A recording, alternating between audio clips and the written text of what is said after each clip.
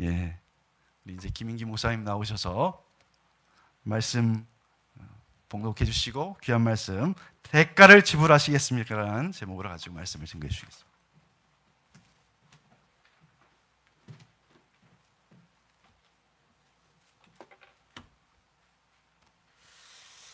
우리 말씀을 위해 다시 한번 잠시 기도하겠습니다.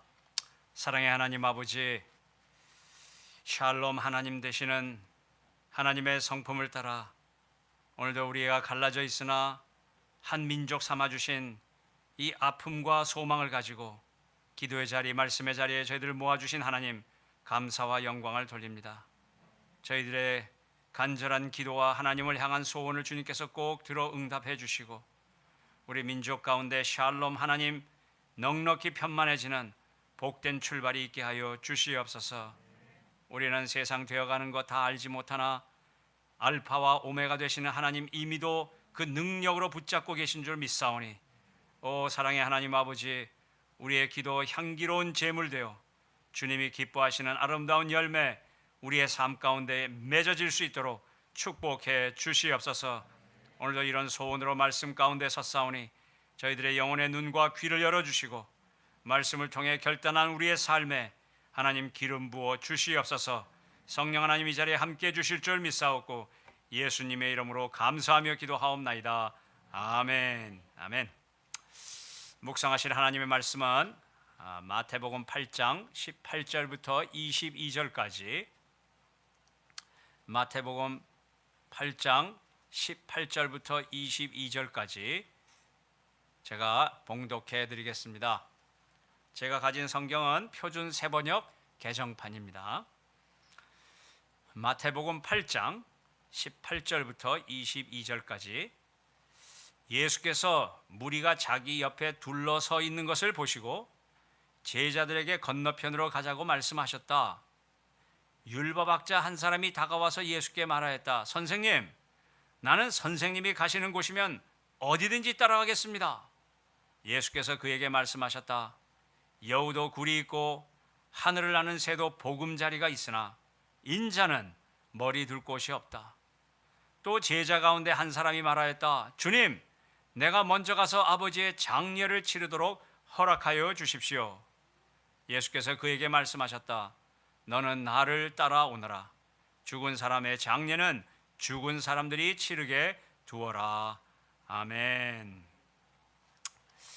네, 오늘 이 복된 자리, 또 이런 참 우리의 민족이 가져야 될 영적인 사명을 우리가 기도로 하나님께 올려드리는 이 귀한 모임에 우리 같이 말씀으로 만나게 된 거 하나님께 영광 돌립니다. 우리의 민족의 통일, 그러면 우리 민족적인 어떤 국가적인 그런 일을 생각할 수 있겠지만 사실은 하나님의 샬롬, 하나님의 평강이 이 세상에 편만해질 때 나타나는 그 열매를 우리가 믿음으로 바라보는 것입니다. 그래서 우리 민족과 형제와 자매들이 예수 그리스도 안에서 하나 될 때만 이런 샬롬을 누리게 되는 거죠. 그것을 위한 기도의 분량을 채우는 것입니다. 오늘 이렇게 표어처럼 에스겔서 37장 17절 말씀처럼 둘이 하나가 되리라, 하나 되게 하시는 하나님의 성품을 말씀하고 있습니다. 우리가 그것을 믿음으로 바라보는 기도의 모임입니다. 먼저 새 교회가 이렇게 함께 모여서 마음을 모으는 것, 그 자체를 하나님이 기뻐하십니다. 어제 예수님 전화 왔는데 여러분들이 이렇게 같이 모여서 기도해야 한다는 거 굉장히 기쁘시다고 꼭 전해주라고 연락이 왔습니다. 이렇게 하나님 안에서 평화를 누리는 것, 뭐 세상에 너도 좋고 나도 좋고 그런 평화가 아니고 이것은 하나님을 바라보는 자들, 그래서 결국 하나님이 내려주시는 평화를 이야기하고 있죠. 이런 것을 어려운 말로 신약식으로 얘기하면 하나님 나라가 임했다. 하나님 나라가 임하는 곳에는 반드시 대가를 지불해야 됩니다. 왜냐하면 이 세상은 악한 영이 다스리는 세상이기 때문에 그렇습니다. 하나님도 저 멀리 하늘나라에서 너희들 평화를 가져라 그렇게 얘기하지 않으시고 직접 예수님이 세상에 오셔서 죄로 인하여 끊어진 분리된 하나님과 우리를 하나로 만드셨습니다. 그와 마찬가지로 내 동족 가운데 하나님과 분리된 이 북한 땅, 그리고 그곳에서 생활했던 내 형제 자매들, 그를 위하여 우리가 성육신, 인카네이션 하는 겁니다. 그래서 우리가 자유를 누리게 된 것, 우리가 남한 땅에서 이렇게 마음껏 예배드리고 즐겁게 살아가는 거, 이렇게 버페라고 하는데 뷔페 음식, 뷔페 이렇게 한국에선 발음하죠. 음식이 200가지나 되는 그 엄청난 식당에서 우리는 맛있게 먹을 수 있는 특권이 있습니다. 특권. 그러나 내 동족은 그게 무엇인지조차 모르고 살아가는 그런 형편이 있습니다. 그렇기 때문에 우리에게 이런 자유를 주신 것은 자유를 갖지 못한 내 동족, 내 이웃을 향하여 성육신하라고, 그를 향하여 무언가 우리가 베풀고 나누고 품을 수 있도록 하나님이 기회를 주신 것입니다. 하나님 나라를 누린다라는 말은 막연한 이야기가 아닙니다. 나에게 뭔가 좋은 것이 있다면, 그것이 시간이 있던, 건강이 있던, 잘생겼던, 무엇이든지 학벌이 있던, 나에게 좋은 것이 있다면 그 좋은 것 가지고 세상을 멸시하고 딴 사람을 무시하고 비교하고, 이것이 세상 가치관이라면 하나님 나라가 임했다는 것은 그런 것을 나눌 줄 아는 것, 이걸 어려운 말로 성육신했다고 하시죠. 예수님도 세상에 계시면서 제자들을 향하여 기도하실 때 그 예수님이 하나님이 나와, 아버지가 나와 함께, 예수님이 하나 되듯이 저들도 하나가 되도록, 그 하나가 어디에 하나냐면 예수님과 하나님이 하나 되셨듯이 그 안에 하나가 되도록 기도하셨습니다. 참 그 기도의 모습이 오늘 새 교회가 모여서 함께 하나님께 내 동족을 위해 기도하는 그 모습이라고 저는 믿습니다. 내 민족의 하나됨을 위해 우리가 보냄을 받은 그런 사명이 있다고 저는 생각합니다. 그 일을 위해서 우리가 살아갈 수 있게 된 것, 자유를 누리는 것, 그거 우리의 특권입니다. 특권. 그래서 말로는 대가를 지불한다고 얘기할지 몰라도, 대가를 지불한다, 그럼 뭔가 내가 손해보는 것 같아도 그런 대가를 지불하면서까지 가치 있는 일이기 때문에, 하나님의 명령이기 때문에, 나에게 임하신 하나님 나라를 나누는 일이기 때문에, 성육신하는 일이기 때문에 우리는 오히려 특권이라고 생각하셔야 됩니다. 그래서 제목은 대가를 지불하시겠습니까? 이걸 긍정적으로 표현한다면 특권을 누리고 계십니까? 뭐 이렇게 말씀드릴 수 있습니다. 질문에 대한 답은 다 아멘이죠. 그래서 우리는 그런 것을 하려고 교회가 있고, 교회에서 열심히 훈련하고 연습해서 세상을 향하여 우리는 성육신하여 살아가는 복된 우리의 특권을 누리고 있습니다. 이런 하나님 나라의 아름다운 특권을 우리에게 누리라고 주셨건만, 죄로 인하여, 또는 우리는 구원받았지만 여전히 죄로 익숙해진 그런 습관으로 인해서 우리는 끊임없이 교회 안에 훈련과 연습이 필요합니다. 그런데 결국에는 그 원래 특권을 누리는 게 어떤 것이냐? 이 성경에만 나오는 것이 아니라 일반 사회학자들도 이것을 다 분석해 놨습니다. 인간이 어떤 목표를 정해놓고 달려갈 수 있는 어떤 에너지, 내가 이렇게 살아야지, 이런 상황 저런 상황, 좋은 것 나쁜 것 다 있어도 일관적인 삶을 살게 하는 그 에너지, 그거는 어디에서 나오는가? 세상에서는 그거를 인간의 본능 또는 욕구라, 디자이어다, 그렇게 얘기하지만 사실은 하나님의 형상입니다. 그래서 우리 이 에이브라함 매슬로라는 그런 그 사회학자가 있는데, 이 사람이 예수 믿는 사람은 아니지만 인간이 살아가는 어떤 에너지, 동기들을 보면서 이것이 기초돼서 하는 거구나, 그렇게 도표를 만들어 주었습니다. 그래서 이것이 보이면은, 지금 가정에서 예배 드리시는 분들은 이 도표만 보이고 제가 안 보이죠? 맞습니까? 같이 보여요? 네, 기술이 날로 발전하고 있습니다. 그래서 여러분 잘 보이시는지 모르겠지만 맨 밑에 있는 첫 단계, 사람은 누구나 생리적인 욕구가 있습니다. 그래서 밥을 먹어야 되고, 잠을 못 자면 정신이 혼미해지고, 그래서 잠을 많이 자야 되고, 육체 생활에 필요한 것들이죠. 이거는 짐승하고도 거의 비슷합니다. 두 번째로 조금 더 올라가면 우리 인생이 인간답게 살아가는 데 있어서 안전 욕구라는 것이 있습니다.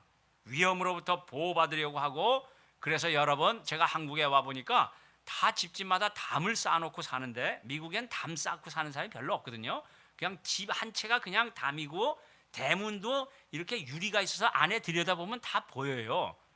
다 이 생각에서 나오는 건데, 어쨌든 한국에는 위험해서 그런지 담을 쌓고, 담도 불안하니까 거기에다가 이렇게 유리 깨가지고 거기다 붙이고, 그것도 불안하니까 철조망 붙이고 뭐 이래요.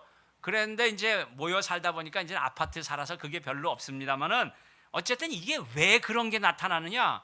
인간의 마음속에는 안전을 추구하는 욕구가 있다는 겁니다. 참 이거 얘기할 때 사실 내 동포 북한 땅의 이야기를 하면 참 할 얘기가 많은데요. 이런 자유세계, 이런 이 자유를 마음껏 누리고 있는 그런 사회에서는 이 안전이라는 욕구 때문에 어떤 사업이 발달했느냐? 건강보험, 생명보험, 이런 것들이, 보험이 왜 나오냐? 다 이런 마음의 안전함을 갖기 위해서입니다.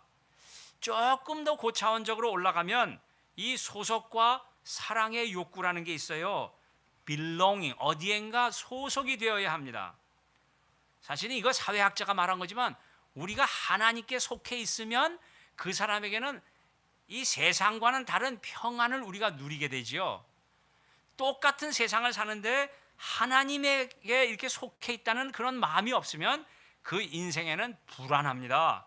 그래서 누구 한 사람이 나를 사랑해 주는 사람이 있나 없나, 이런 타인 사람들의 관계에서 느끼는 사랑의 욕구, 뭐 이런 게 있죠. 어린아이들도 사랑이 어렸을 때 결핍이 되면 그 인격 성장에 문제가 있다. 요즘에 외롭다는 사람 엄청 많습니다. 인구는 엄청 많고, 아파트 지어놓고 닭장은 아니지, 하여튼 다닥다닥 붙어 살면서도 위에 옆에 집이 누구인지 전혀 모르는, 10년을 같이 살아도 이웃이 누군지 모르는 군중 속의 고독, 이런 것들이 다 문제가 있는데, 그것을 자기의 문제로 삼는 사람은 거의 없고 다 남 탓이라고 하죠. 그래서 이런 거 죄의 그 모습으로 나타나기도 합니다. 그래서 이런 사람은 소속에 대한, 그래서 이 고독감과 외로움을 힘들어하지요. 저와 여러분은 이 교회라는 공동체 가운데 서로 사랑하고 격려하고 축복하고 살아가는 거 얼마나 큰 특권인지 모릅니다. 네, 옆 사람에게 또 얘기해 줘야 되는데, 횡재하셨습니다. 그래서 교회는 이렇게 지금 코로나 때문에 띄엄띄엄 앉아서 참 불행하지만, 또 우리 다 마스크를 쓰고 있기 때문에 지금 웃는 건지 우는 건지 전혀 표정 관리를 모르고 있지만, 그래도 어느 때는 또 마스크를 쓰고 있는 게 다행이다, 뭐 그런 생각도 들긴 들어. 그 마스크 벗으면 얼마나 당황스럽습니까? 예수 안 믿게 생겼는데 여기 와 있고 말이에요. 중요한 건 뭐냐면, 인간은 사회생활 속에 다른 사람들과 상호작용하면서 생활하는 그런 관계적 존재로 하나님이 만들어 놓으셨기 때문에, 그게 안 되면 고독하다, 외롭다, 그렇게 되는 거죠. 그 하나님 없으면 이런 특권을 못 누리는 겁니다. 그리고 조금 더 고차원적으로 올라가면 드디어 자신의 존재와 삶의 의미, 가치, 이런 거는 짐승하고 완전히 다른 겁니다. 그런 거를 인정하고 인정받으려는 그런 욕구가 있죠. 이것이 잘못되면 이제 뭐가 돼요? 내 존재, 의미, 가치, 이게 이제 인정받지 못한다 그러면 이제 열등의식, 비교의식에 시달립니다. 그래서 우리 교회를 하나님이 주셔서 서로를 이렇게 인정해주고 사랑해주고 잘하고 있다고 칭찬해주고 뭐 이런 거를 열심히 연습하기 때문에 우리의 존재와 삶의 의미, 특별히 인간이 왜 세상에 존재하는가, 하나님께 영광을 돌리고 그를 영원토록 즐거워하는 것이 인생의 목적이라 딱 성경에 나와 있어요. 그렇게 살아가면 살만합니다. 네, 얼마나 즐거운지 몰라요. 네, 참 우리 교회 안 다니면서 인생을 사시는 분들 정말 대단한 실력입니다. 네, 그래서 점점 더 정신질환도 많아지고 그러고 있죠. 다 이게 하나님이 원래 만드신 그런 디자이어가 있는데 그거를 만족시키지 못하는 거예요. 왜? 하나님이 없기 때문에. 그게 극도로 나간 게 뭐냐면 우상숭배입니다. 우상숭배. 그리고 결국에는 마지막에는 자아 실현의 욕구입니다. 그래서 자신의 잠재력을 최대한으로 발휘하고 싶어하는, 그래서 우리 교회 안에서 하나님이 나에게 주신 은사를 최대한으로 하나님께 드려지려고 좀 애를 쓰잖아요. 그런데 드리면 드릴수록 기쁘잖아요. 감사하잖아요. 네, 우리 사라 엄마가 저렇게 파워포인트 하는 줄은 몰랐어요. 네, 너무 놀라운 일입니다. 사라가 앉아 있으면 뭐 하는가비요 그러겠지만 사라 엄마가 한다는데 너무 놀라운 일이죠. 이게 바로 자아 실현이 된 현장입니다. 네, 우리 격려 박수 한번 하겠어요. 네, 아유, 내가 원래 저분을 존경했지만 더 존경하기로 결단했습니다. 자, 이와 같이 이런 내가 하나님 앞에 받은, 우리 교회에서는 그게 은사라 그러고 시중에서는 재능이라 뭐 이렇게 얘기하지만, 어쨌든 이런 내 자신이 하나님께 받은 그 원래 모습이 잘 발휘되는 것을 해야 그 인생에 살맛 나네. 야, 좋다. 인생이 이렇게 즐겁구나. 그런 만족감이 온다는 거죠. 사실 사회학자들은 이제 됐어요. 이거는 안 봐도 됩니다. 이제 사회학자들은 하나님 없이 나타나는 현상을 연구해서 이런 학설, hierarchy of desire 뭐 이렇게 학설을 냈지만, 사실은 다 그 사람들은 설명할 수가 없어요.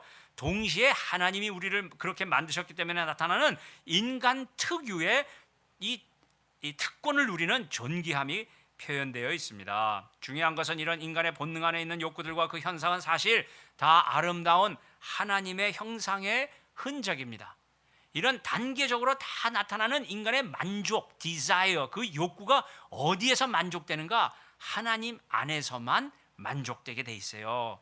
그래서 처음이 좋았어요. 처음이 하나님께서 우리를 처음에 완벽하게 창조하신 그 모습으로 회복하려는 그런 욕구가 이런 여러 가지 단계로 나타나는 것뿐입니다. 자, 우리 또 옆 사람에게 한번, 옆 사람 하면 안 되겠구나. 저보고 얘기하세요. 처음이 좋았습니다. 우리가 기도하고 예수 믿고 뭐 천국 가기 위해서 한다. 물론 그것도 맞는 얘기인데, 천국은 가서만 하는 게 아니고 여기서 누리는 겁니다. 예수님이 성육신 하셔서 우리에게 이미 하나님 나라 임해 있기 때문에, 그래서 이런 거를 처음의 모습으로 회복해 나가는 게 신앙생활이에요. 죄를 지은 지 너무 오래돼서 그걸 잊어버렸다는 것뿐인데, 말씀을 통해 우리가 다시 회복하는 거죠. 문제는 우리에게 죄로 인한 부패한 마음이 있기 때문에 이런 욕구, 이런 마음의 본능적인 디자이어를 어떻게 실현하느냐, 그 방법에 따라서 행복으로 다가올 수도 있고 파괴가 될 수도 있습니다. 그 우리 안에 있는 아름다운 것이지만 어떻게 그것을 실현하느냐에 따라 행복일 수도 있고 파괴로 나타나겠습니다. 이런 마음에 있는 소원들을 하나님의 말씀에 순종하는 방법으로 이루어 나가면 나도 살고 남도 살릴 수 있어요. 삶의 의미, 그거를 하나님의 인정받는 것으로 우리가 향해 있다면, 주님 따라 사는 인생으로 산다면 성령께서 내 안에 계시기 때문에 정말 짜릿한 인생을 살 수 있습니다. 그런데 이런 소원들을 자기 중심적인 방법으로 사용하면 자기도 어렵고 남도 파괴하는 그런 인생을 살게 되죠. 자, 이런 것을 배경으로 해서 오늘 본문에 보니까 예수님의 두 제자가 나옵니다. 한 사람은 율법학자라고 그랬고 한 사람은 제자라고 그랬습니다.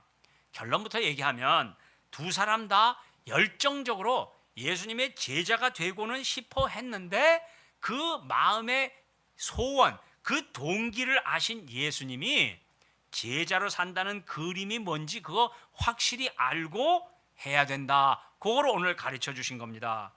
제자가 된다는 우리의 마음의 영혼 가운데 소원들, 그 거룩한 것들은 다 좋은 거지만 거기에는 특권을 누릴 줄 아는 실력이 있어야 된다는 거죠. 자, 우리 또 저한테 한번 얘기해 보세요. 실력을 키웁시다. 네? 내가 특권을 누리려면 실력을 키워야 돼요. 네? 도레미파솔라시도 그렇게 친다고 막 박수치고 잘했다. 그거는 처음 배우는 어린아이 때 그렇게 해줘요. 그런데 정말 피아노를 잘 치는 사람은 그냥 건반도 안 보고 치는데 자기 자신은 더 훌륭한 선생님한테 가서 배웁니다. 그래서 피아노 건반 안 보고 자유를 누리지만 더 부족함을 누리는 거죠. 부족함을 느끼는 거죠. 그래서 더 좋은 것을 추구하는 것과 같습니다. 우리가 특권을 누리려면 거기에는 실력이 있어야 된다는 거죠. 그래서 그 실력을 키우기 위해서 오늘 본문의 율법 학자는 어떤 대가를 치러야 되느냐? 사회적인 명성, 종교적인 특권을 내려놓아야 될지도 모른다는 거예요.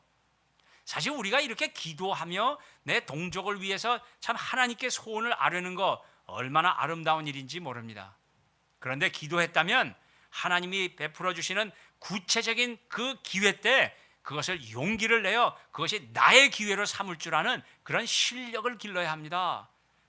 두 번째 사람, 제자라고 나온 사람, 죽은 아버지의 장례보다 살아있는 이웃의 영혼을 위해서 섬길 줄 알아야 된다고 오늘 예수님이 말씀하세요.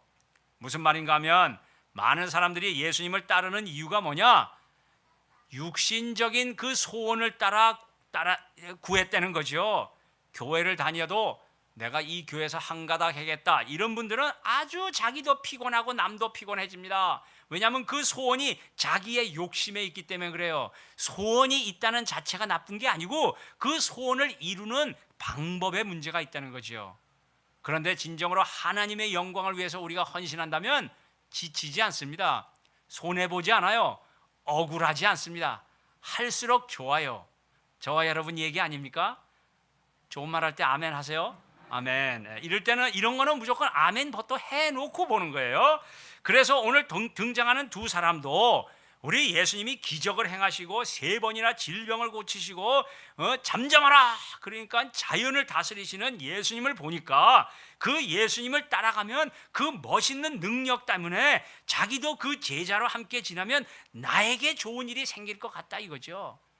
제가 이렇게 교회를 다니다 보니까 교회는 다니고 말은 다 종교적인 언어를 사용하는데 결국에는 그 마음의 동기가 어디에 있냐? 자기 좋으려고, 자기 자존심 세우려고, 그래서 사회에서 인정받지 못하는 거 교회에서라도 인정받으려고 하는 이런 인간의 소원을 가지고 할 때 거기에는 시기, 질투, 억울함, 분쟁, 원망, 이런 것이 나오는 거 많이 봤어요. 그래가지고 제가 우리 성도님들이 뭔가 교회를 위해서 헌신한다 그럴 때 그분의 마음속에 뭐가 생기는지를 늘 점검해 드립니다. 지금 성질 충만하십니까? 아니면 기쁨이 충만하십니까? 그거 늘 물어봐요. 그래서 성질 충만하시다, 목사님 얘도 안 하고 쟤도 안 하고요, 나만 억울해요, 그러면 즉시 내려놓도록 제가 도와드립니다. 그리고 그런 분들은 일단은 그 다음에 그것 때문에 마음이 뜨거워서 10번쯤 시험 보고 하게 해드립니다. 자기 이익을 결단이라는데 아쉬움이 있어요. 특별히 지금 보이지 않는 땅을 위해서 우리가 기도하며 그 장래를, 우리 민족의 장래를 위해서 우리가 기도하려고 모였는데 이런 특권을 사용하기 위해서는 대가를 지불해야 되는데 그러려면 실력을 키워야 된다는 거죠. 사실 그런 소원, 그런 예수님을 따라가겠다, 내가 교회를 위해 헌신하겠다, 내가 북한 땅을 위해서 이렇게 해보겠다, 그 소원이나 결단이 잘못됐다는 건 아닙니다. 그런데 사람의 욕구가 잘못하면 그것이 자기로 돌아온다는 거죠. 그래서 하나님 없으면 잘한다는 게 늘 자기 중심, 나름대로로 열매를 맺는다는 거 우리가 늘 깨어 기도하고, 그래서 늘 우리의 영혼이 하나님을 향해 있는 거죠. 저와 여러분은 영원한 것을 주신 예수님, 그분의 뜻에 순종하기 위한 헌신으로 충만하시기를 주님의 이름으로 축원합니다. 예수님을 더 깊이 배우고 그분을 카피하고 그분의 언어와 그 관계를 깊이 묵상하며 그래서 거기에 우리의 삶을 투자하는 그런 헌신, 그런 것이 있어야 하는 거죠. 많은 경우에 예수님도 그랬어요. 제가 우리 성도님들이 어떻게 헌신하는가 그거를 점검하듯이 예수님도 따라오는 무리들을 보면서 얼마나 많은 사람이 따라다녔어요. 그래도 예수님은 늘 분별하셨습니다. 그러면서 어느 때는 완전히 김새는 소리 하셨어요. 너희는 먹을 것을 주고 기적으로 병이 낫고 육체가 부활하는 초자연적인 사건에만 관심이 많구나. 나랑 인격적인 관계는 생각 안 하고 너들 좋은 것만 찾는구나. 그렇게 얘기하시면서 이 세상보다 영원한 것에 대해 눈을 뜨라고 하셨어요. 이거 사실 뭐 쉬운 거는 아닙니다. 그럼에도 불구하고 예수님이 끊임없이 우리에게 그때도 그랬고 지금도 말씀을 통해 요구하고 계시는 거죠. 그래도 잘못 알아들을 때는 예수님은 자기를 왕으로 삼고 먹을 것을 주기를 기대하는 군중을 피해서 홀로 기도하러 가시곤 했습니다. 그래서 때로는 우리가 이런 기도의 열정을 하나님 앞에 드려야 될 때가 있어요. 오늘 본문에도 보니까 예수님은 뭔가 기적을 받고 좋은 일을 얻을까 해서 자기 옆에 둘러서 있는 군중을 보시고 예수님께서는 뭐라 그랬냐? 제자들에게 건너편으로 가자. 사람의 동기가 분명하게 보이시는 거죠. 우리도 정말 하나님 나라의 아름다운 것을 누리면 누릴수록 이런 분별력을 가질 수 있어요. 물론 우리가 세상적인 필요를 주님께 아뢰고 우리도 이렇게 성공하고 돈 많이 벌고 건강하고 잘 살고 우리 자식 잘 되고 뭐 그거 기도하는 건 나쁘다는 건 아닙니다. 그러나 그 기도의 응답을 기뻐하되 그것을 주신 그분을 놓쳐서는 안 된다는 거죠. 응답해 주시고 채워주시는 그분, 그 하나님을 더 깊이 알고 하나님의 마음을 더 깊이 알고 특별히 예수님께서 이 세상에 오셔서 사람들과 하는 대화의 내용을 가만히 들어보면 정말 그 분별력과 이 인생이 어디로 가야 되는지를 잘 인도해 주시는 그런 성숙함을 우리가 많이 배울 수 있습니다. 그래서 거기에 성경에 나타난 신비한 능력이라든지 평강이라든지 정말 마음의 감사 이런 것들이 체험되는 거죠. 이런 것을 어려운 말로 하나님 나라가 임했다 그렇게 표현하는 거예요.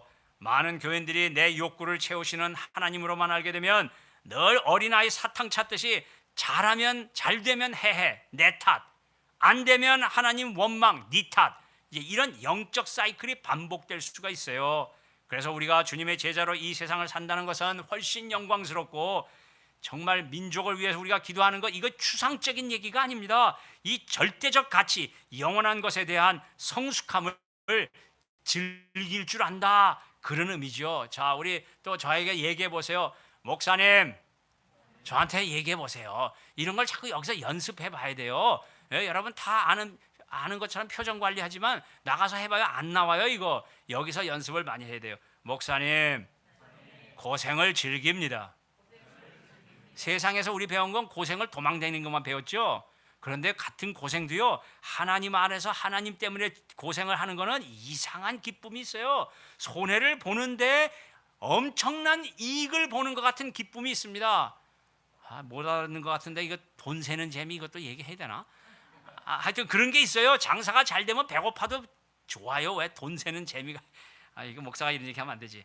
하여튼 그래서 우리가 기쁨이라는 건 늘 기분이 좋아서 해하는 그런 것만 얘기하는 거 아닙니다.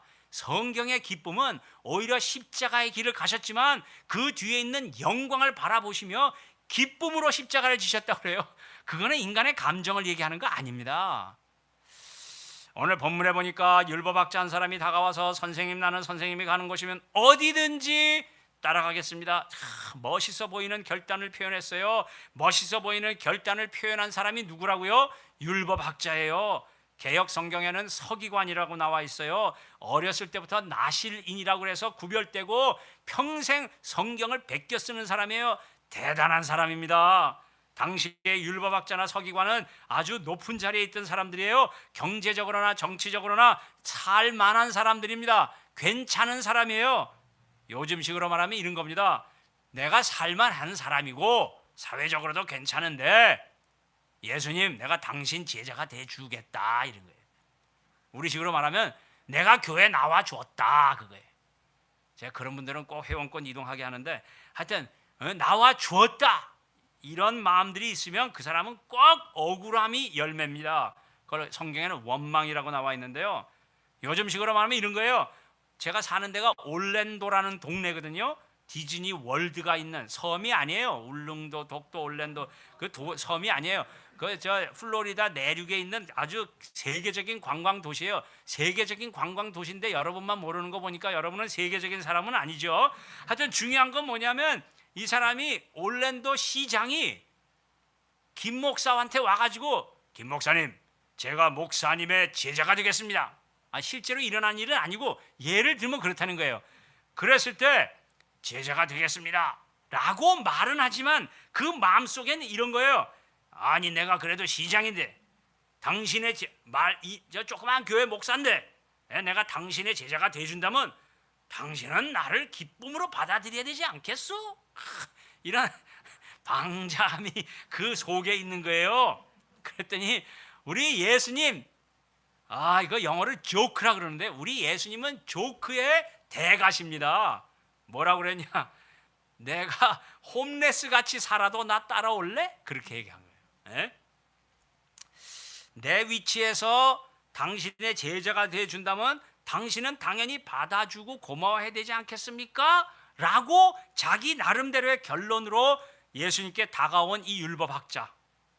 그런데 예수님은 성경에는 인자는 머리 둘 것도 없다 이렇게 얘기해서 거룩한 말 같지만 한마디로 하면 야 난 집도 없다 너 그런데 따라올래? 그런 뜻입니다. 그런 뜻. 우리식으로 말하면 내가 교회를 위해 내가 이렇게 해주고 있는데 다 알아줘야 되는 거 아닙니까? 이런 사람들은 하여튼 그거 좀 어려워요. 그래서 우리는 자원하여 헌신하는 영성을 많이 연습했습니다. 지금도 날마다 싸워야 하는 끈끈한 죄성의 문제지만 그래도 열심히 그걸 연습했더니 이제는 마음속에 내가 뭔가 주님을 위해서 한다. 밥을 헤매기면 돈도 들지요. 누구 한번 좀 예수님 모른다고 해서 만나려면은 시간도 해야 되죠. 다 손해예요, 다 손해.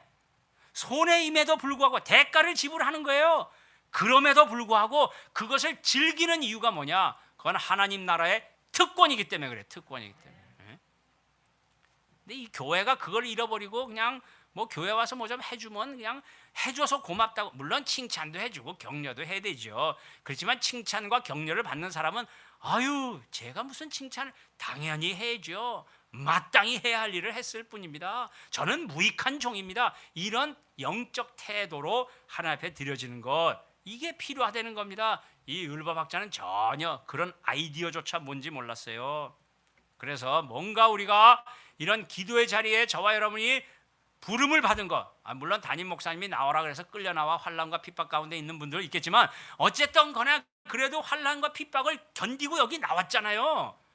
그거는 여러분의 실력이든지 하나님의 은혜든지 둘 중에 하나입니다. 그래서 교회에서 뭔가 내가 사역을 하고 섬김의 기회 드려지고 있다면 그건 100% 나에게는 특권이고 축복이라는 뜻입니다. 그리고 그 헌신의 대상은 늘 물론 눈에 보이는 사람을 섬기는 것이긴 하지만 그거는 사실은 예수님을 향한 헌신이 되는 거죠. 놀라운 거는, 신비한 거는 오늘날 교회가 이걸 많이 잊어버렸는데요. 그렇게 내가 사람을 향하여 하는 것 같이 보여도 그것이 주님을 향한 것이라는 내 마음의 자세, 그런 영성을 가지고 하면 그 헌신의 열매는 할수록 좋아요. 할수록 좋아. 고생하면 돼 너무 좋아요. 왜? 이게 영원한 것을 하는 거기 때문에. 이 정말 마스크를 쓰고 있어서 지금 알아듣는 건지 못 알아듣는 건지 전혀 파악이 안 되는데, 자 한번 따라합시다. 목사님, 할수록 더 좋아요. 여러분의 신앙생활입니다. 제가 왜 이 말씀을 드리냐? 그런 헌신을 가진 사람들이 기도해야 남북 통일, 북한 땅의 평화, 이게 말이 되는 겁니다. 그저 종교적인, 그저 기도하자니까 모여서 그저 기도라는 형식만 가지고 있다면 그건 피차의 피곤한 일의 끝일 뿐입니다. 이런 헌신들을 하면요, 하나님을 향한 그런 헌신은 사람이 어떻게 평가하든 거기에 너무 기뻐하거나 실망하지 않습니다. 저희 교회 옛날에 보니까 상처 준 놈은 없는데 다 상처받았대. 그래가지고 내가 상처 준 사람을 찾는데 아무도 없어요. 아무도 없어. 근데 전교인의 상처화 이런 거, 그게 인간의 죄성이지 누가 상처를 준 게 아니에요. 정말 우리가 하나님 안에 충만하다면, 우리의 헌신이 주님을 향한 것이라면 상처를 받으려고 상처 주는 데를 찾아가게 돼 있어요. 너무 심하게 얘기했나? 하여튼 그런 거예요. 주님을 기쁘시게 하려는 마음이 동기이기 때문에 이웃에 대하여 아주 섬세한 마음을 가지게 되고 섬기고 싶고 돕고 싶고 세우는 일에 줄기차게 하는 겁니다. 우리가 인격적으로 교회에 다닌 어떤 이런 경력, 이렇게 습관, 문화적으로 다 이렇게 익숙해진 거, 이거 한 3, 4년은 할 수 있어요. 근데 5년, 6년, 7년, 10년, 20년 그거는 인격 가구 되지 않습니다. 뭐 쉽게 얘기하면 교회식으로 얘기하면 성령이 임한다 그렇게 했는데 그것도 하도 추상적인 얘기가 돼가지고요. 실질적으로 뭐냐? 하나님 나라가 임했어요. 하나님 나라의 가치관이 그를 지배하고 있기 때문에 그렇게 오랫동안 할 수 있는 거예요. 말은 그렇게 안 하지만 삶의 열매들을 이렇게 보면 야 내가 이렇게 훌륭하니까 너희들 해준다. 에? 뭐 이런 조폭적 영성 이런 거는 여기서 그런 거 하면 안 되나? 본인도 억울해하고 뭐 그런 게 나오는 거죠. 율법학자가 바로 이런 태도였다는 거예요. 그래서 예수님은 이렇게 말하죠. 너 날 따라오겠다고 그러는데 너 그 길이 어떤 건 줄 아냐? 근데 저와 여러분 이거 알거든요. 주님의 가신 길이 어떤 건지 알기 때문에 이 자리에 나온 거 아니에요? 율법학자는 그걸 몰랐어요. 그래서 예수님이 이렇게 말한 거예요. 여우도 굴이 있고 하늘에 나는 새도 보금자리가 있으나 인자는, 그 인자라는 말은 Son of Man, 예수님의 고유명사라고 그랬죠. 예수님이 자기를 얘기할 때 우리한테 얘기할 때 인자 그런 말을 많이 썼어요. 머리 둘 곳이 없다. 무숙자. 요새 한국에 무숙자가 많아진다는데 이 홈레스처럼 살면서도 천국을 선포하는 전혀 그 동기와 그 에너지가 다른 거죠. 그 인생의 길을 기쁨으로 누릴 마음이 있느냐? 그런 거예요. 제가요 세상에서 쓰는 말과 교회에서 쓰는 말 똑같은 단어인데 그 똑같은 단어지만 의미가 전혀 다른 거 이런 거를 전문으로 연구하려고 애를 쓰는데 별로 전문이 아니라서 좀 미안한데요. 나그네 이런 거 다 인생 나그네 뭐 그렇게 얘기하잖아요. 성경에도 이 야곱이 나그네 길 130년에 험악한 세월을 살았다 뭐 그래요. 그거 지가 잘못해서 그런 거지. 근데 어쨌든 나그네 똑같은 나그네라는 단어를 쓰지만 그 의미가 전혀 달라요. 그래서 우리가 홈레스처럼 살지만 천국을 선포한다. 세상 것 추구하고 뭐 악착같이 살고 집까지 깨 뭐 이런 거 안 해도 우리는 하나님 나라를 증거하며 살게 된다 이런 뜻이에요. 세상의 나그네는 허무한 나그네입니다. 가져 보이 별 볼 일 없고 가지니까 더 허무하고 이런 게 인생의 나그네라는 말이에요. 이 세상의 말. 그러나 우리 성경이 말하는 나그네는 뭐예요? 본향이 있다는 거예요. 목적지가 확실하다는 거예요. 내가 사는 의미가 다르다는 거예요. 내가 세상 사람들이 뭐라고 보느냐 그런 거 별로 신경 안 쓴다는 거예요. 신경 쓰지요. 왜 신경 써요? 그 신경 쓰게 만드는 사람한테 예수님 전하려고는 신경 써요. 그렇지만 뭐 내 체면 뭐 누가 오해할까봐 뭐 누가 어쩌고 그런 건 신경 안 씁니다. 그래서 나그네 같은 그런 단어도 그렇듯이 이렇게 홈레스처럼 살면서 천국을 선포한다는 이 인생의 길 기쁨으로 누릴 마음이 있느냐? 너 그거 아니야? 그렇게 질문하는 겁니다. 그래서 예수님처럼 우리는 찾아가고 덮어주고 격려하고 본인이 본인의 필요를 몰라요. 예수님 모르는 분들은 교회를 욕하고 교회가 뭐 어쩌고 저쩌고 그러지만 자기가 지금 무엇 때문에 그 얘기를 하고 있는지 전혀 모릅니다. 이게 무슨 저와 여러분은 뭐 다 아는 것처럼 표정 관리 하시는데 우리도 그랬어요. 옛날에 예수님이 우리가 죄인인지도 모를 때 죄를 모를 때 예수님이 일부러 찾아오셔서 우리가 죄인인 걸 깨닫게 하시고 우리를 구원해 주셨어요. 신기한 겁니다. 그렇기 때문에 내가 구원받았다는 사람은 내가 구원받은 걸 어떻게 아느냐? 아직도 자기가 죄인인 걸 모르는 사람에게 어떻게 해서든지 잘 섬겨가지고 그 사람이 그렇다면 내가 죄인이네. 그걸 알도록 관계를 만들어서 그리고 일부러 찾아가고 채워주고 격려하고 축복하고 이런 할 줄 아는 실력에 대한 간증 요런 거를 하는 게 예수님 닮았다. 그렇게 했더니 성령님이 이런 일도 생기고 저런 일도 생기게 하더라 하는 간증 참 신기하다. 한번 따라합시다. 하나님이 하셨습니다. 뭔가 우리가 교회에서 했다 그러면 표현이 뭐냐? 하나님이 이거 참 이상하네요. 그런데 이런 게 됐네요. 아유 하나님이 하셨네요. 결국에는 우리가 인생을 살면서 되어지는 좋은 일, 굳은 일, 기쁜 일, 슬픈 일 다 하나님이 하셨다는 걸 고백할 줄 아는 실력 이런 거를 우리에게 오늘도 특권으로 하나님이 허락하신 겁니다. 예수님은 인자는 머리 둘 곳도 없다. 나를 따르려면 모든 사회적인 특권과 소위 세상에서 잘 나간다는 세상 가치관으로 볼 때 잘 나간다는 거 그거를 maybe 내려놓을 수도 있는데 너 그렇게 할 수 있겠냐?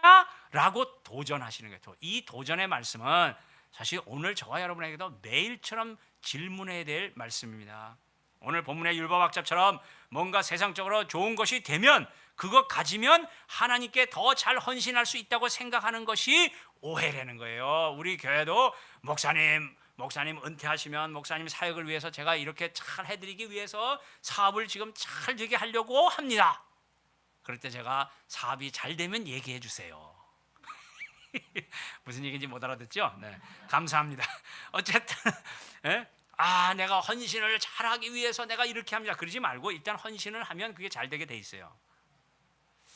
물론 우리가 가진 좋은 것도 주님 주신 것으로 알아서 은사로 사용하는 마음에 헌신이 있다면 예수님께서 머리 둘 것도 없으신 것 같듯이 누가 인정하든 인정하지 않든 그분을 위해서 기쁨으로 헌신하고 주님을 따를 수 있습니다. 그런데 이게 말이 쉽지 현장에서 우리가 교회라는 공동체 안에서 가장 세상에서 안전한 곳이 교회거든요. 망가져도 괜찮고 못 배워도 괜찮고, 여러분 다행히 마스크 다 쓰고 있어서 잘 모르겠는데 못생겨도 괜찮고, 어쨌든 어떤 모습이든 상관이 없어요. 우리가 주님을 향하여 다 서 있기 때문에, 그렇기 때문에 그런 곳에서 우리가 막 연습을 잘하면 이 세상에 나가 이런 세상 가치관이 나를 흔들지 못하는 그런 담대함으로 주님을 섬길 수 있다는 거죠. 사실은 북한 땅을 위해서 우리가 뭔가 하겠다, 진짜 실력이 있어야 됩니다. 그래서 그런 것을 우리가 연습하는 거죠. 굉장히 복잡한 일이거든요. 제자가 되고 싶어하는 율법학자 예수님이 거절하지는 않으셨어요. 단 자신이 가진 세상적인 그 근거를 가지고 헌신하면 그거는 무너지기 딱 좋다, 그거를 미리 경고하신 겁니다.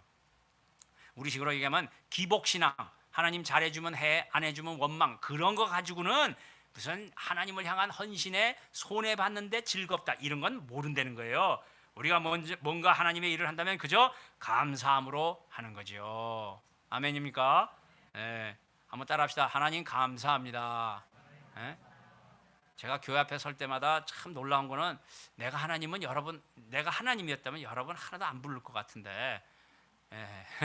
하나님이 여러분 부르신 건 너무 신기하고요. 그게 대표적인 게 누구냐면 저예요. 저. 네? 시중에 훌륭한 목사가 한둘입니까? 그런데 저 같은 사람을 목사까지 만들어서 하나님이 하여튼 급했어요 지금. 아무거나 막 데려다가 쓰시는 것 같아요. 뭔가 하나님 일을 한다면 그거는 감사할 뿐이지 조건이 없어요. 이런 싸움은 우리가 매일 해야 됩니다.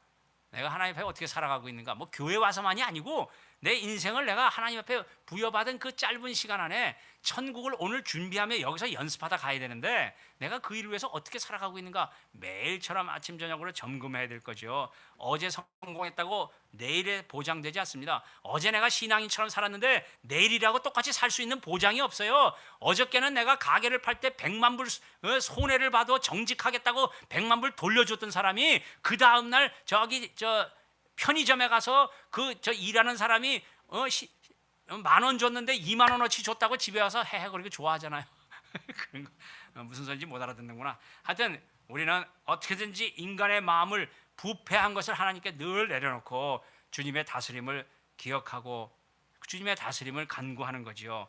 그럴 때 신비하게 하나님 나라가 임한 사람, 성령이 우리에게 다스림이 있으면 분별도 생기고 이 일을 어떻게 할까 그것도 다 깨닫게 되고요. 그래서 하나님 앞에 기쁨으로 드려지는 그런 모습으로 살게 됩니다. 나를 향하신 하나님의 사랑을 받았고 깨달았고 그 능력으로 이 세상을 살고 있다는 걸 알기 때문에 우리가 이 자리에, 이 기도의 자리에 나올 수 있는 것입니다. 인자는 머리 둘 곳이 없다는 말씀, 예수 믿어도 병 걸릴 수 있고 가난할 수도 있고 세상으로는 별 볼 일 없는 인생이 될 수도 있다는 거예요. 그러나 그 말씀 안에는 이 어떤 대가를 지불해도 그 인간이 지불한 대가와 비교를 할 수 없는 영원한 가치가 하나님께 있다는 거죠. 이런 것도요 참 이론적인 것이 너무 안타까워요. 그래서 정말 이거는 해보지 않으면 모릅니다. 마태복음 13장에도 보면요, 마태복음 13장을 천국장이라고 그래요. 천국장이 아니고 먹는 거 말고 하나님 나라에 대해서 계속 예수님이 말씀해 주셨거든요. 거기에 보면 어떤 사람이 밭을 샀는데 그 안에 보물이 있어요. 보물. 그래가지고 그 밭을 다 샀다는 거예요. 모든 것을 다 팔아. 모든 것을 다 팔아. 가치관이 바뀐 거예요. 가치관이. 그 밭을 샀다고 그랬잖아요. 삶이 바뀐, 행동이 바뀐 거예요. 행동이. 그래서 그런 대가를 지불할 만한 영원한 가치가 있어요. 머리 둘 곳이 없음을 알고도 간다는 거예요. 내가 홈레스인 거를 뻔히 보면서도 그 길을 간다는 거예요. 내가 밥 한 그릇 사주면 내가 분명히 경제적인 마이너스가 있다는 걸 뻔히 알면서도 그 영혼을 위해서 밥을 산다는 거예요. 이게 밥 한 그릇을 예를 들어서 그렇지 그게 인생이라면 그건 대단한 가치입니다. 그래서 저도 목사지만 늘 이런 길을 선택하는 싸움 속에 있습니다. 늘 잘 되는 거 아니에요. 매번마다 내가 결단해야 될 그런 싸움입니다. 늘 이기는 것도 아니지만 그래도 이기게 하시는 분조차도 하나님이라는 것을 체험할 때마다 신나게 다시 일어나고 엎어져도 일어나고 실패해도 다시 하고 될 때까지 하고 심지어는 나를 향해 욕을 해도 입이 그쪽에 달렸지 내가 어떻게 컨트롤하냐. 떠들려면 떠들어라. 그리고 내 길을 간다 이 말이에요. 코로나 기회, 이 코로나 때문에 자연이 얼마나 회복됐습니까? 그런 거 아세요 여러분?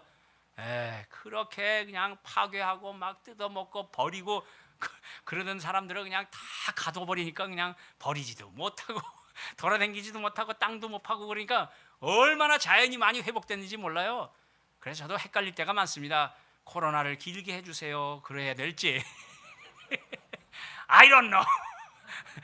그래도 뭐 코로나 걸려도 이렇게 마스크 쓰고 더 좋잖아요. 내가 어떻게 생겼는지도 안 보여주고 그러니까 뭐 하여튼 예배 드리고 하나님 앞에 기도하는 데는 아무 지장 받지 않습니다. 영혼을 섬기는 거 아무 지장 안 받아요. 지금 뭐 이렇게 집에서 편히 앉아서 영상으로 보시는 예배도 있다며요. 이거 10년, 20년 전만 해도 이런 거 꿈도 못 꿨어요. 안 오면 끝 그만이지. 그런데 이렇게 좋아졌잖아요. 우리가 형제 자매들을 섬기고 예수님을 전하는 거 방법이 없어서 못한다. 그거 다 핑계입니다. 그거 다 핑계. 시간이 없어서 다 핑계. 시간이 없는 사람은요 나중에 하나님이 이렇게 병원에 좀 편안하게 쉬게도 만들어요. 땅만 보고 말해 돈 땅 이러고 살면요 하나님이 어느 날 갑자기 눕혀버려. 그래갖고 저절로 하늘을 쳐다보고 살아요. 그래도 저한테 이런 얘기 들었으니까 뭐 겁주는 얘기는 아니고 겁주는 얘기는 아니고 뭐 여기 나오신 분들은 그럴 분이 한 분도 없고 야 네가 뭐 한다고 웃냐. 하여튼 저런 아이들이 크게 될 아이들이에요. 벌써 영적으로 감이 딱 오는 거예요. 딱 와. 하나님 나라의 가치관으로 산다는 것이 얼마나 황홀한 것인지 눈물 나도록 황홀한 것입니다.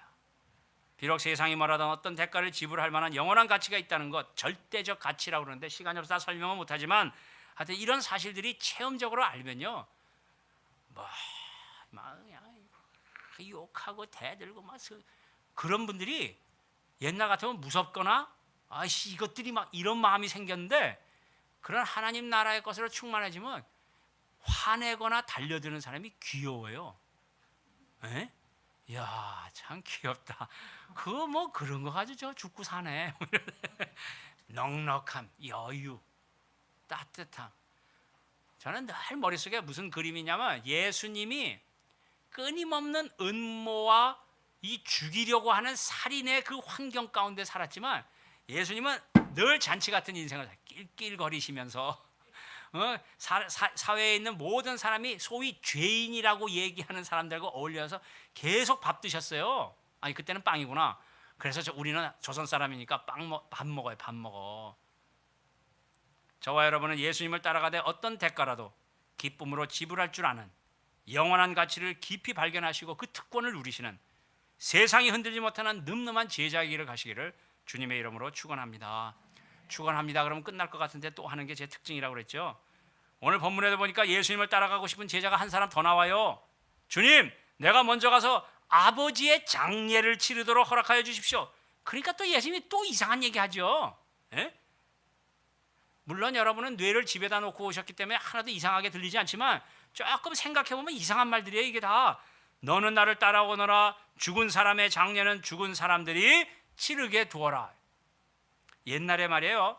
우리나라에 기독교가 전파될 때 이런 말씀들을 오해해가지고 기독교는 부모 조상을 무시하는 경히 여기는 오랑캐 종교다. 그래가지고 엄청나게 핍박을 많이 당했어요. 그런데 사실 보세요. 성경의 수많은 곳에서 부모를 공경하라. 요거는 밑에 깔려져 있는 신앙인의 기본입니다. 기본. 부모를 공경하라. 부모를 거역하는 자는 하나님을 거역하는 거로 돼 있어요. 그러니까 아버지 장례를 치르려고 그랬더니 뭐 죽은 사람 장례는 뭐 이런 얘기한 게 이게 부모 공경에 대한 얘기가 아닙니다. 또 장례에 관한 것도 마찬가지. 전도서 7장 2절에 보면 이런 게 있어요. 초상집에 가는 것이 잔치집에 가는 것보다 더 낫다.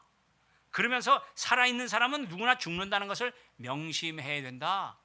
내 마지막 날, 내가 계산하는 날을 오늘 생각하며 살아가는 지혜를 가지려는 거예요. 어? 살아. 아직 젊잖아. 젊지도 않아. 아직도 어리잖아. 어? 그래도 내가 주님 앞에 서는 날을 지금 생각할 줄 아는 거를 배워야 돼요. 괜히 앞에 앉아가지고 또 찍혔어요. 초상집에 가는 것이 잔치집에 가는 것보다 낫다. 왜? 살아있는 사람은 누구나 죽는다는 것을 명심해야 된다. 구약 표현은 그렇지만 신약의 표현은 다 잠잔다고 그랬어요. 다시 말하면 신약적으로 얘기하면 부활이 있다는 걸 명심해라. 더 정확하게 얘기하면 부활 후에 예수님하고 계산할 날이 있다는 거예요. 그러니까 그 계산할 날은 오늘 잘 살아야 된다는 거예요. 오늘. 그래서 자신의 결과를 생각하면서 사는 지혜를 초상집에서 배우라. 그렇게 전도서에 말씀했어요. 그러니까 이것도 장례에 관한 얘기도 아니에요. 오늘 본문은 부모 건강이나 장례와는 아무 상관이 없는 얘기입니다. 이거는 유대인의 전통과 관계 있는 건데 상속에 관한 문제, 상속. 그래가지고 아버지 돌아가실 때 자식들에게 유산을 줄 텐데 아버지 돌아가시면 그 유산을 받아가지고 와서 자기가 제자가 되겠다는 거예요. 예? 우리식으로 말하면 상황이 좋아지면 하겠다는 겁니다. 돈 좀 벌면 하겠다는 거예요. 건강해지면 하겠다는 거예요. 그런데 예수님 하시는 일을 보니까 질병도 물러가고 자연을 다스리는 모습 보니까 너무 멋있잖아요. 그거 인정했어요. 예수님을 믿었어요. 능력 있는 분이라는 걸 알았어요. 정말 제자로 따라가고 싶은 마음은 진심이었습니다. 그런데 실질적으로 예수님이 머리 둘 곳도 없다고 조금 전에 그랬잖아요. 그러니까 내가 돈을 갖고 오면 형편이 머리 둘 곳도 없는데 내가 유산을 받아오면 훨씬 더 좋지 않겠어요? 아주 프랙티컬한 실질적인 경제적인 계산으로 논리적으로 말한 겁니다. 그런데 예수님은 세상에 있다가 없어질 물질은 그것이 전부인 줄 알고 사는 사람들에게 맡기고, 여러분 이것도 우리가 깊이 생각해야 됩니다. 제가 한국에 와보니까 저 아파트 값이 올라갔다고 그 올라간 거를 부러워하는 교인들을 보고 제가 막 대신 기도했어요. 본인은 모르니까. 예? 어떻게 예수를 믿는데 그 깔고 앉아 있는 아파트 값 올라갔다고 그거를 부러워하나?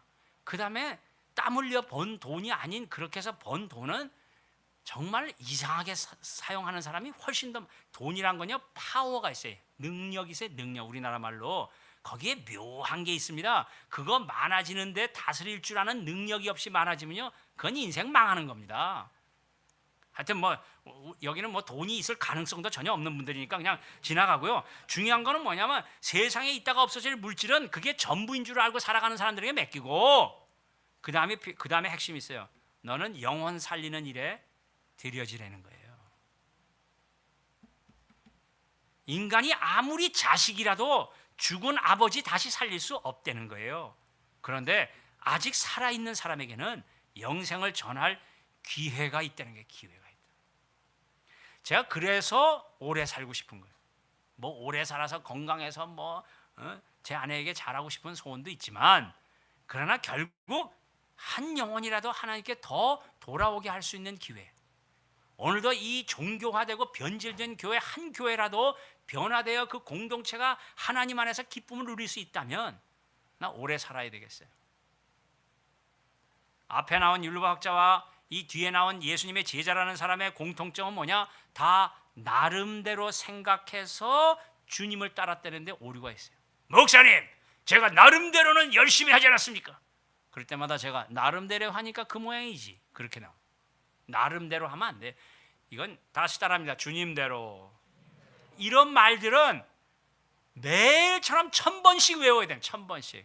내가 지금 결정하는 이 결정이 내가 세상에서 배운 처세술, 돈이라도 있으니까 이것들이 나를 인정해 주지, 그런 가치관에 의해서 결정한 것이냐, 아니면 내가 있든지 없든지 이거 주님 기뻐하시는 거니까 일단 하고 보자, 그런 것이나, 이거 매일처럼 물어봐야 돼요. 매일처럼. 주님의 제자라면 주님의 뜻을 묻고, 우리식으로 말하면 예수님의 사역과 성품을 담는 일에 우선순위를 가져야 되는데, 나름대로 정해놓고 헌신한다고 착각하면 그런 사람의 마음속에는 알게 모르게 억울하고 본전 따지는 종교 생활이 나오더라는 거예요. 그래서 오늘 본문은 믿음에 관한 이야기입니다. 믿음에 관한 얘기. 북한 땅을 위해서 기도한다는 것도요, 우리가 믿음에 관한 얘기입니다. 우리는 언젠지 몰라요.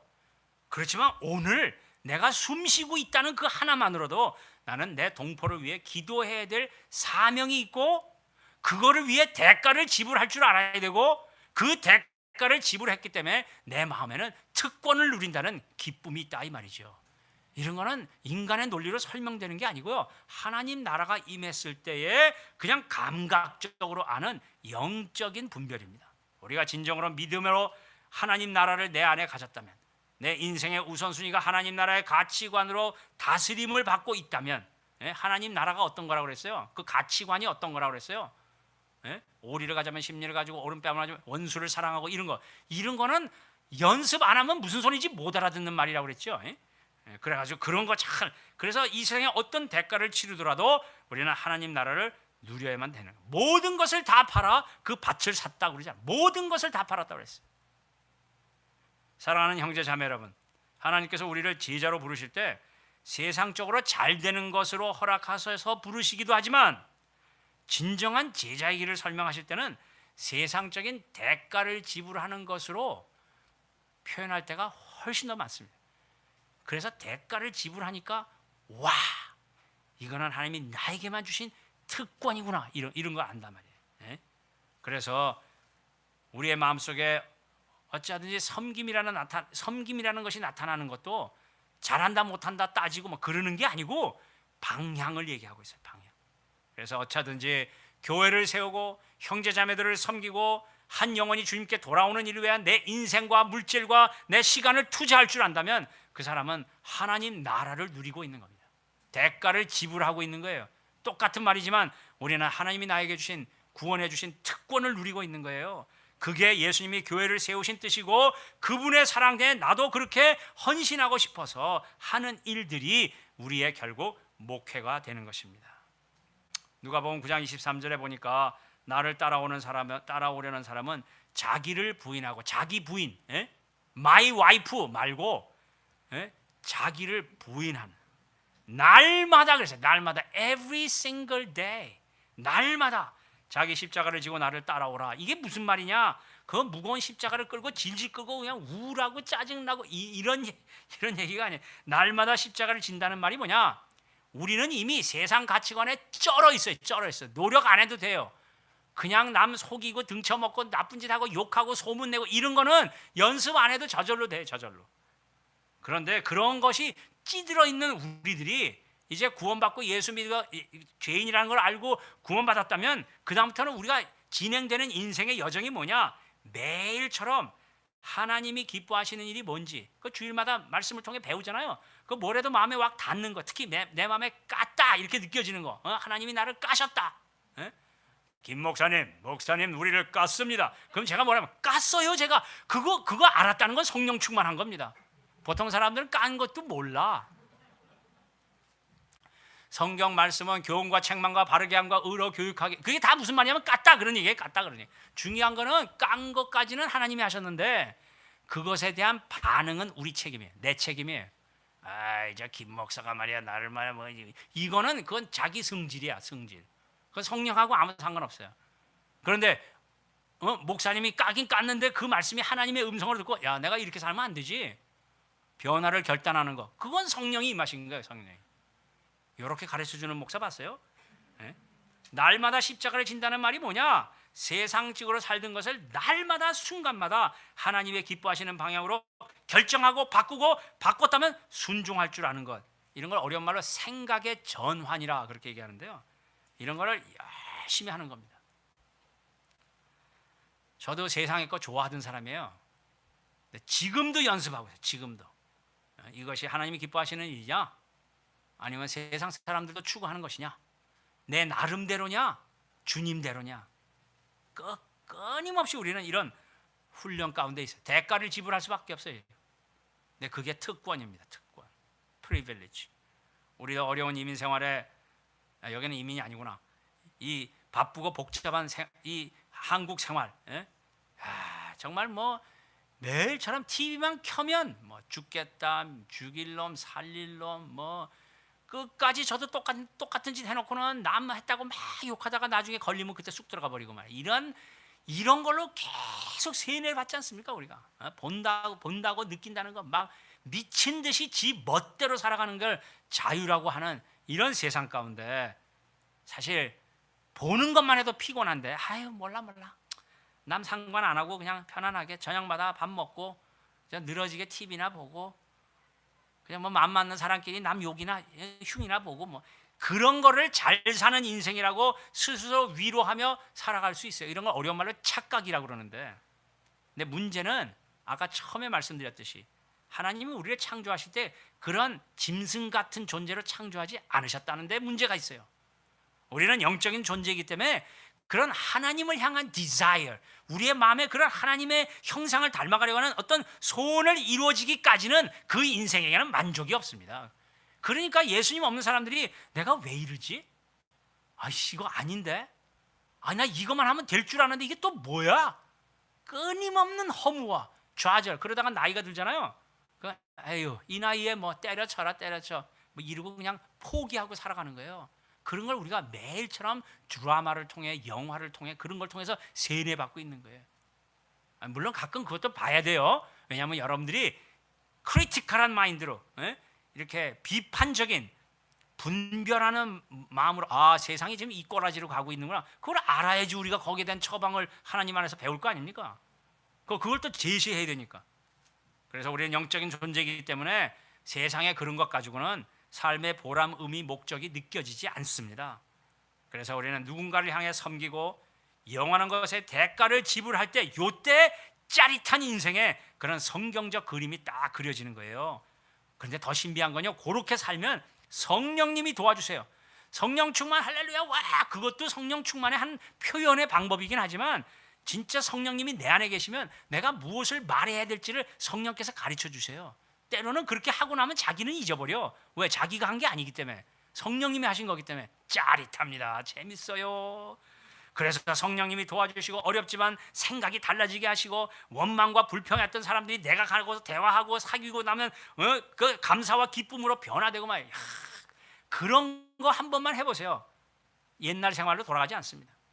그래서 예수님이 따라오라는 그 길을 가기 위해서 말로는 인간이기 때문에, 죄성을 가진 인간이기 때문에 대가를 지불한다 표현은 그렇게 하지만, 그러나 하나님이 나에게 주신 특권을 누리시고 날마다 그 특권에 순종할 줄 알고, 그래서 거기에 내 영원함과 내 삶의 구석에서 말씀의 약속한 평안, 감사, 보람, 인생 살만하네.